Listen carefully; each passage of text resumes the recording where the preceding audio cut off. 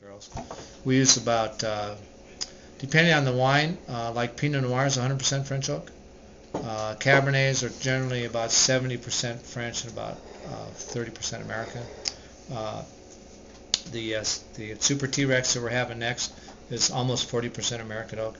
The Zinfandel we make is almost 100% American oak. So it depends on the wine. The difference is where the oak profile fits on the palate. The oak profile, there are different species of wood, American and French oak. Both white oak, but different species. So the difference is the French oak sits in the middle of the palate, so it really accentuates middle palate flavors, where the American oak accentuates the front of the palate. So we can tailor where the oak fits by mixing French and American. The Zinfandel, is all about this big bomb in the middle of the palate. So if you add the French oak, it gets lost. If you add the American oak, it brings that bomb up towards the front, and it accentuates the front part of it. That being said, we now more often buy barrels according to who made them than where they're made. Aside from being French or American, it was still buy French. But we used to buy according to what French forests they came out, Allier, Vosges, Jupiler, Center of France. There's about 7 different French forests we used to buy from. We don't really pay much attention to that now. It's all about the cooper. Coopers are like winemakers. There's 1,000 variables of making a barrel. It's a 19th century product. It's a handmade product. And you give the same wood to 5 different coopers, just like the great chefs, you get 5 different barrels. Mm-hmm. So we have our favorite coopers, and then every year we experiment with a couple more. Now we've been experimenting now for about 4 years with Eastern European barrels, Hungary. It's the same species as the French wood, and less expensive because the government is not involved like the French government is. So we're buying more Hungarian barrels, and now that the French and the Americans have gone over there to get the industry doing better since the end of communism, the Hungarian barrels are very good. Now we're experimenting with Bulgarian barrels, and somebody's even introduced the Chinese barrel to me. I'm probably 5 or 6 years from experimenting with them, but the Chinese in fact have the same species of wood growing through the same latitude in China. So eventually, white oak.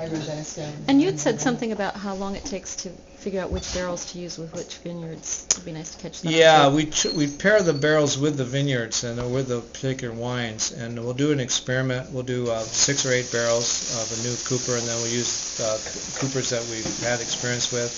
Each barrel program is designed for each wine.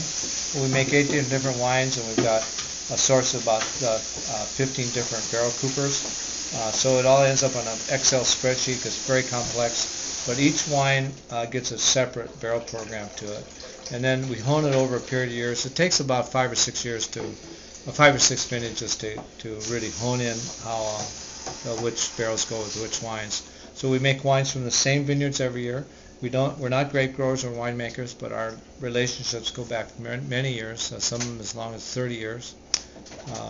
So we form a relationship with the grower, typically a small grower where we can control the vineyard, and then work with that grower over a period of years to develop the fruit we want, and then learn how to make wine from that vineyard. It takes 7-8 years to do that. So it's a long-term relationship. We're a certified organic producer. One of only 3 wineries in Sonoma County that's certified organic. There are certified vineyards. There's a number of organic vineyards now, more all the time. As that's changed dramatically just in the last year. Now you got people asking, "Do you have organic wines?" This is a brand new phenomenon. We've been making organic wines for a long time, but we've never put it on the label because it was. Actually, sometimes it was kiss of death that you put organic because it meant your wine was bad, You don't take the oxygen. But we are a certified organic producer. That means we use organic processes during the winemaking.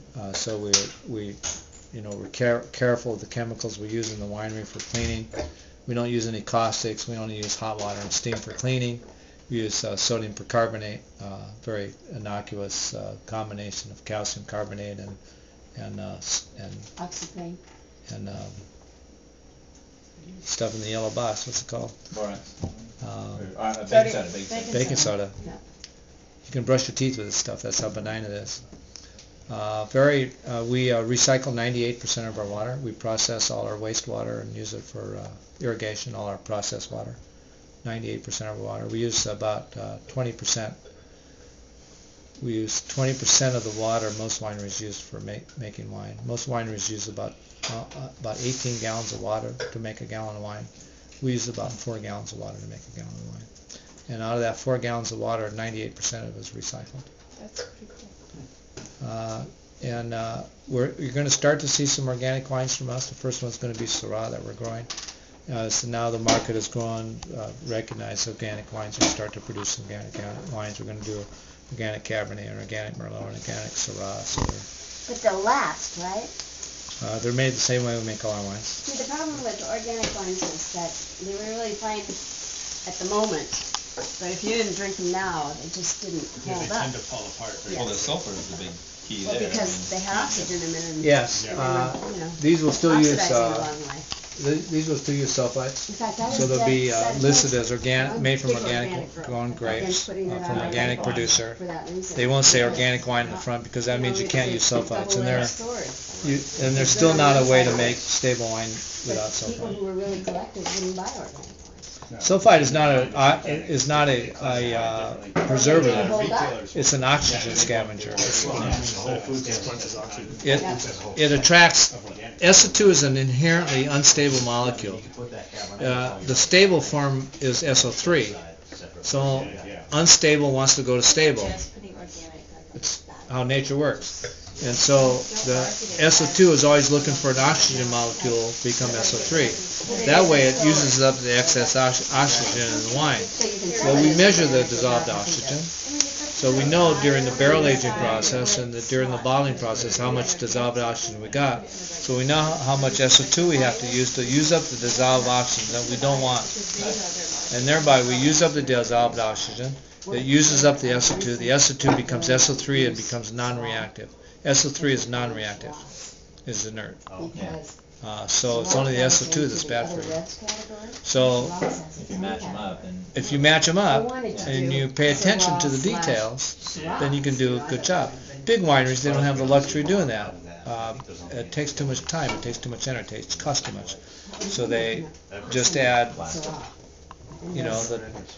the dumb amount. 50 ppm. 50 ppm, right. He knows it because he makes wine. 50 ppm, 50 parts per million of SO2 will protect you. That's what everybody does. So my clients do. I says, don't do that. It's not necessary. yeah. You make your wine at Deerfield, the grapes are triple sorted, you don't have to add 50 parts per million.